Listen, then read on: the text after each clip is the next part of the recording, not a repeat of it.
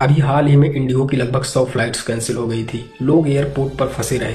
किसी का एग्जाम था तो किसी की सर्जरी होनी थी तो किसी का इंटरव्यू था। ये सिर्फ एक एयरलाइन का क्राइसिस नहीं है, ये एक वार्निंग है। आज फ्लाइट कैंसिल होती है, कल टिकट महंगी होती है, परसों हॉस्पिटल का खर्चा बढ़ जाता है, क्योंकि धीरे धीरे देश के कई जरूरी सेक्टर्स जैसे ट्रांसपोर्ट, हेल्थ और एजुकेशन ज्यादातर प्राइवेट कंट्रोल में जा रहे हैं। जब पब्लिक सिस्टम पर कुछ बड़ी कंपनीज का ज्यादा कंट्रोल हो जाता है तो आम आदमी के पास ऑप्शन कम हो जाते हैं। यहाँ बात किसी एक कंपनी को दोष देने की नहीं है और ना ही सरकार को ब्लेम करने। असली सवाल यह है कि सिस्टम का बैलेंस कौन मेंटेन करेगा।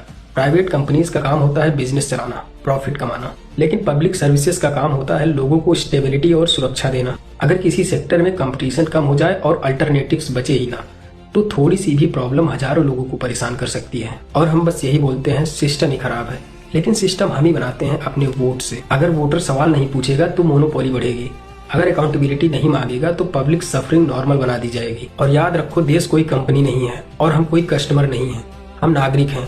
और जब नागरिक जागता है तभी सिस्टम में सुधार होता है, क्योंकि जब सब कुछ प्राइवेट हो जाता है तो नुकसान सिर्फ आम आदमी को होता है।